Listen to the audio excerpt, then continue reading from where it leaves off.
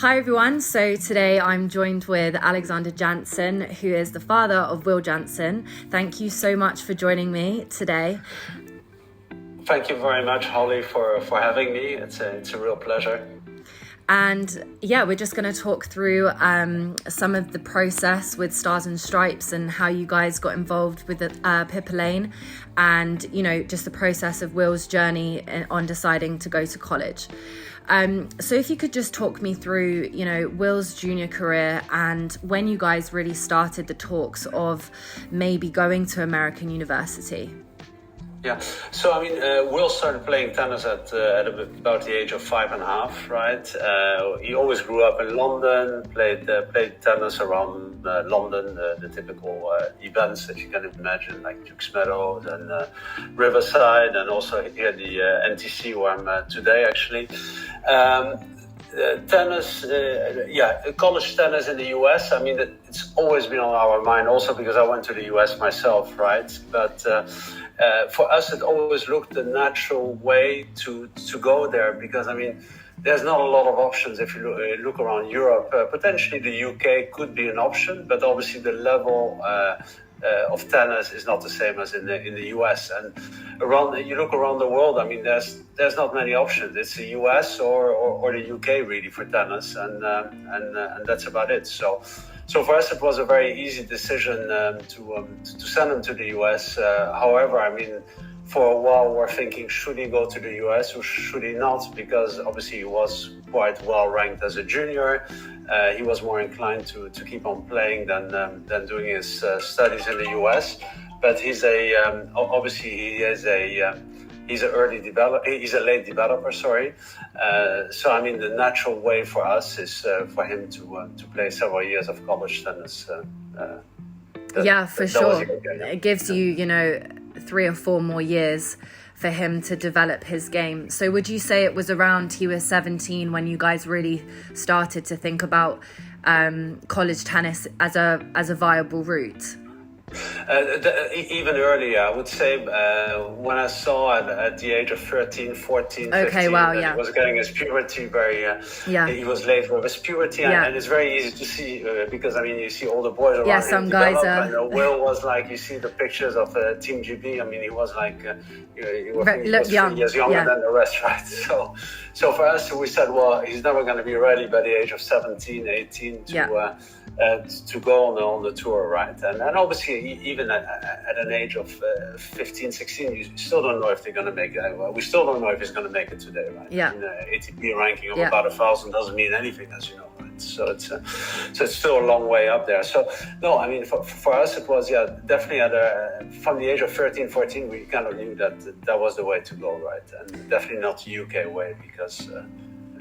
US college tennis is much higher. Yeah, it has a lot more depth, I feel, and just, I mean, money-wise, for me, I was like, it just makes so much sense having somewhere that not only is going to cover, school, but also, travel. We had cost of attendance for girls that had money towards rent, food, etc. So, yeah, I definitely get that.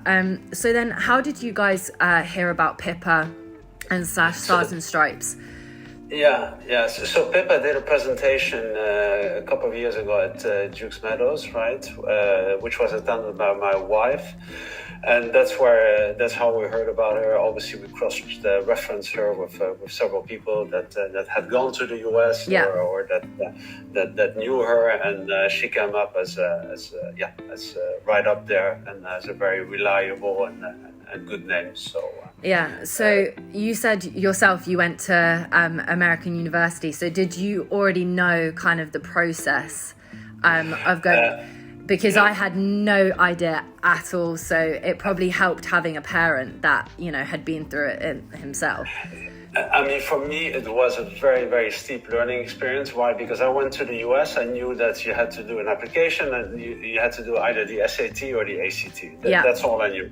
About tennis, I knew very little US tennis because why? I played Division 2 myself, right? I wasn't quite up to the standard of Will, which is Division 1. I had no idea of the number of Division 1 universities that you had, the different conferences. I mean, it's and we made a mistake initially, right? Which we can talk about a bit later in this interview, right? Yes. But so I mean, I was very much focused on your college degree, on the level Academics, of education. yeah. The academics. Sorry, forgot the word. Yes, and I thought, well, I mean, any university that has good academics has a good tennis team. But even whether or not they're Division One, but most of them were all Division One. But it's not the case. So it's so you really have to balance academics versus tennis. Right? So do you feel like, how was Pippa helpful in those instances in terms of knowing, coaches or programs a little bit better in terms of, I mean, you mentioned it, there's such a massive, there's so many Division One schools. It's so hard to, I mean, I remember mine, I was like, I had no idea of, as you said, conferences or Ivy League, or if it was academics or state schools, or, there was some that were like 2,000 students, some who were like 50,000 students, and it makes such a massive difference. So did she help you guys with that side of thing as well? Yeah, well, if I can be honest, initially, right, sure. because we're very much focused on the academics, and we thought the tennis program would come along with a good university with good academics, right? So we said, well, if we can get Ivy League, I mean, it's a dream of anyone, right? Of course. To go to an Ivy League. So we spoke to Harvard and Yale and Cornell, right? Those were the three that we had serious discussions with. We settled down for Yale. Yeah. At the time, based on the education, we went to see the coach. I mean, he sounded like a great coach, had a great plan. I mean, over the course of the next 12 months, right, Will started progressing much more with his tennis, even though he was already at a very good level. And we realized that actually Yale was great academically, but from a tennis perspective was not the best choice, because in the country they're ranked at the moment probably around 80 or 85. And if you really want to play for a good team, you have to play in the top 30, 40 university, because you see it does move around quite a bit, right? But so I would not say top 15, because even in that it moves around a lot. It can move drastically year to year for sure. But I would definitely say there is a gap from the top 40 to the bottom 40 teams. Teams that regularly play NCAAs every year, compared to others who might, just be looking to win their conference type situation. Yeah, no, that's correct. So for us, I mean, Will was very frustrated because, I mean, his aim in the US, I mean, it's still his aim today. He wants to go there for tennis, and second is education, right? Yeah. So he decommitted from Yale last summer. That was the only way to engage with other universities again. Thank God his tennis results were good, so we managed to, Pippa managed to get us to speak to many universities. He had probably about 8 to 10 offers, right? For due to his tennis. And we settled on University of North Carolina. Why? Because fantastic facilities, great established coaching team, a very good track record from tennis, and also very good academics. So the academics are top 25 in the country, and the tennis team is top 15 in the country. And as I said, it moves around every year. So I think for us it was a right balance to send him to University of North Carolina. And he's just finished his first semester there now. Yeah. So as a parent, would you say when, after he decommitted from Yale and you guys had realized maybe, okay, we're going to go more on the tennis emphasis, what was the main thing for you in terms of the way in which the coaches communicated with Pippa and, Will as well? Was it the emphasis on developing his game to be a pro player, or was it more, okay, well, we're going to take care of him, you're moving a different country, it's a completely different place to what he's used to. What was your focus as a parent? So once he decommitted from Yale, and when we had the discussions with all the different unis, that was last summer in July, right? Early July, during Wimbledon, I remember. Yeah. And it was quite intense because we had a small gap to commit him somewhere else. Right. Because obviously we wanted to get him in September, and we didn't manage. So he started in January 2023, so just a couple of months ago. Yeah. So the discussion there was completely different. It was, okay, obviously we want good academics, right? Yes. But Will wants to be a professional tennis player, right? He's a late developer. Yeah. This is what he has done in terms of his results so far. This is what his plan is for the coming months, right? Do you think you can you create pro players? What's your track record, right? Who have you had? How has your team performed over the years? I mean, it's a whole question. It's like a job interview, isn't it?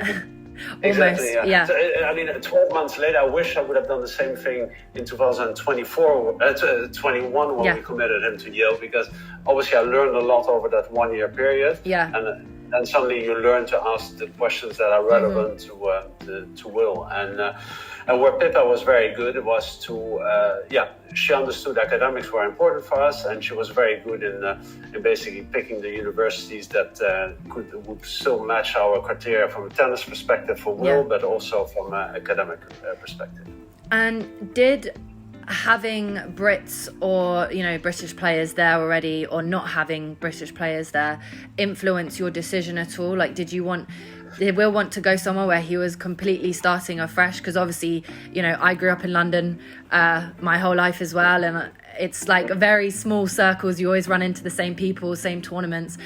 One of the refreshing things I found with my university was that I knew zero people going there. Was that the same with Will, or was it not really as much of a factor? No, well, with Will, if you look at the team at the moment, he's the only foreigner in there. Oh, really? Yeah, because the women's side is... It's actually the first time that Pippa put someone into the University of North Carolina. So, I mean, I think it's great for her. Well, it's an achievement as well for her, yeah. And on the back of that, they have taken in another British boy coming in I believe in September. Yeah. Because Will also said, well, to be the only foreigner on the team, right, would be nice to have a bit more diversity. It's funny, the same thing happened to me, like exactly the same. Yeah. I was the first Brit, and now there's been a Brit each year at Old Dominion, which is funny. Yeah. And if you look around, because I went, for example, to the indoors national in Chicago, right? Yeah. And the top 16 teams in the country were there.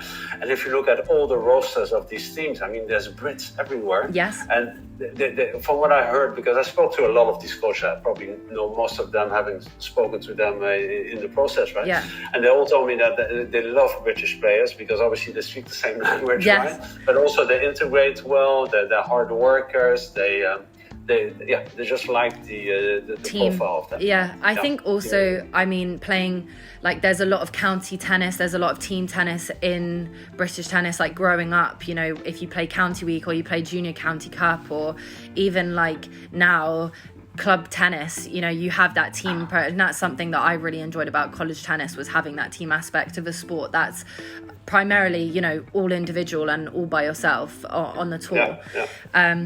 So since going to college, I know it's only been one semester.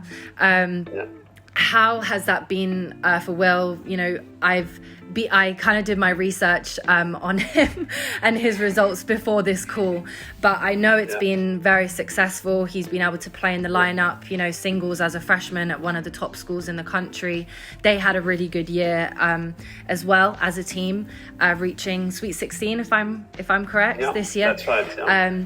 So just speak on that and what that's meant to him, confidence-wise, going into a summer of tennis where I'm assuming he'll play most of the pro tournaments in the UK. Yeah. Well, to be honest, in early January, I literally had to drag him on the plane to the US because he was very happy in the UK and he was doing well. He got his first ATP points in, and he said, "Why do I need to go to uni? I want to play pro," and so on. The first 2 or 3 weeks there, I mean, it's quite a culture shock, obviously. Yes. Right? You come in, you're in a new country, you don't know anyone. You don't know where to go. Suddenly. Exactly. You hadn't studied since A-levels in June, right? He new coaches, complete new environment. And he came there, he was sick already. He was on the antibiotics, he had bronchitis, and then he got some kind of local flu also. But anyway, freshman. So the first 2 or 3 weeks, freshman flu, But they were absolutely amazing in integrating. They were very welcoming, right? They spent a lot of one-on-one time with him. They took him out. They helped him with everything. I mean, they were absolutely amazing. There's nothing to say. Even Will recognizes that.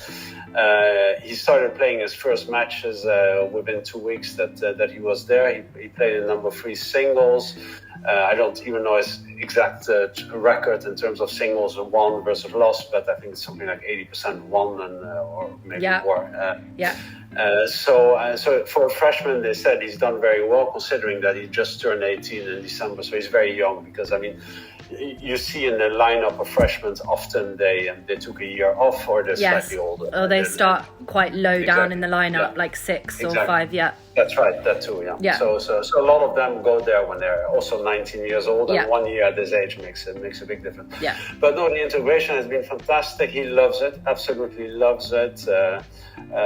No, there's absolutely nothing to say on that front. So it's very positive. Yeah, and were you in communication, with Pippa during this whole, one thing I think Pippa, prides herself on is it's not like, okay, they've got nothing to do with me anymore. A lot of the players that I've spoken to said that Pippa continues to reach out to them whilst they're in college, just checking that everything's okay.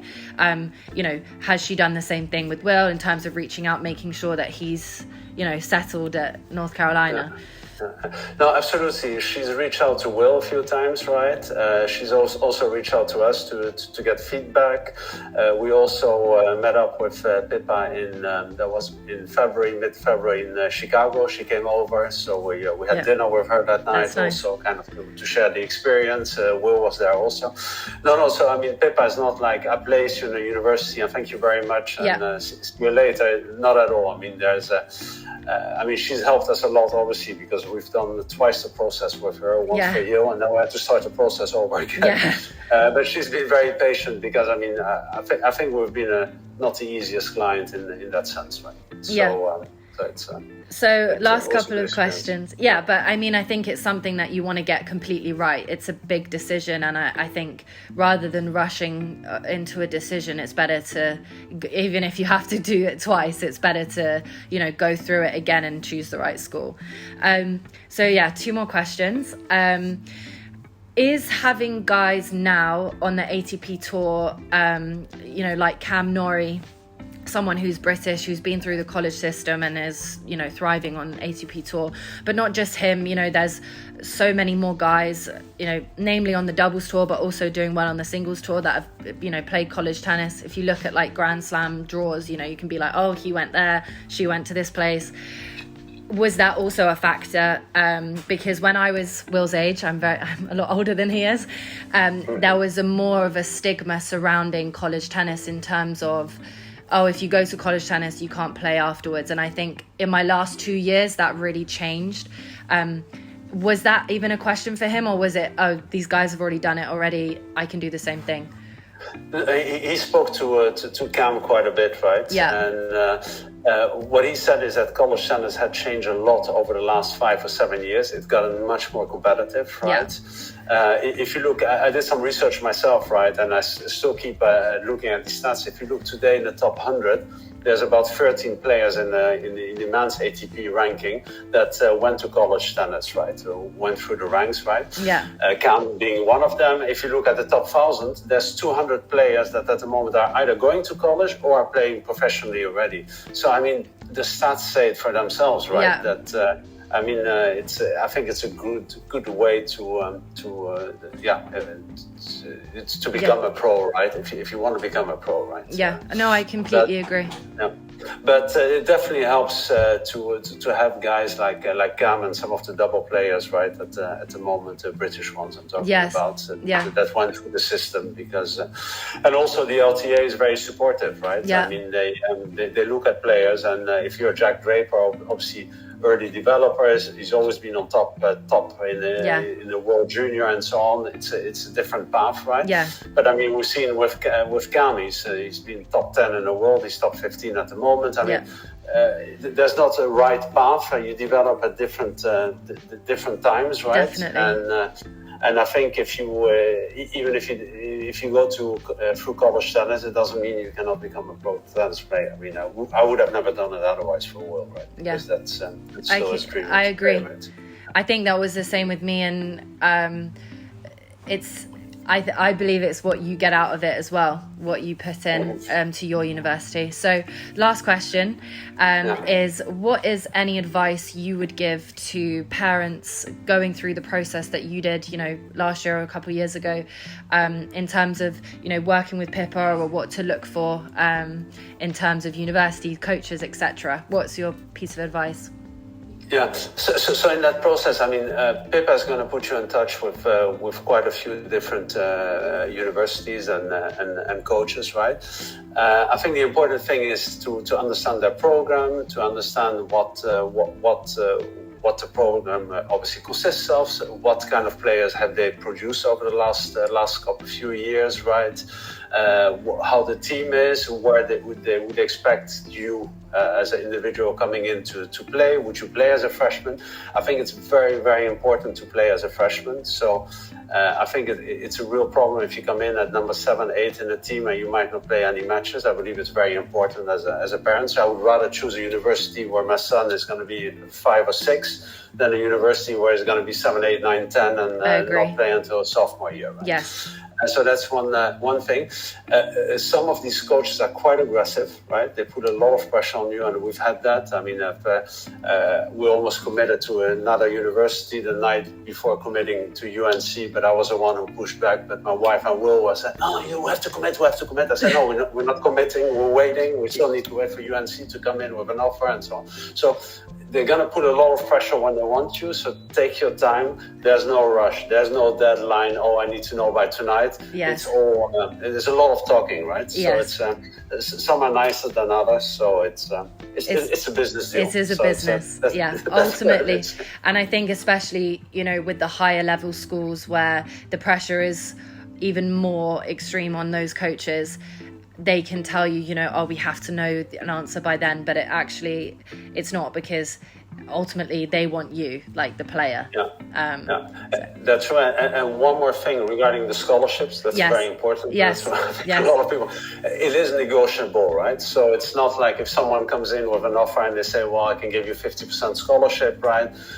That's it, right? If they feel that there's other universities interested and it doesn't work for you financially, then you can tell them, well, listen, if you can make it work, this is what could work for me. Yeah. They could say yes or no. So, I mean, everything is negotiable. Yeah. So always ask questions and don't be in a rush, basically. No, don't be in a rush. Take your time. Yeah, absolutely. Brilliant. Well, thank you so much, Alexander. I really appreciate it. Holly, thank you very much for your time and have a great weekend. Thank you.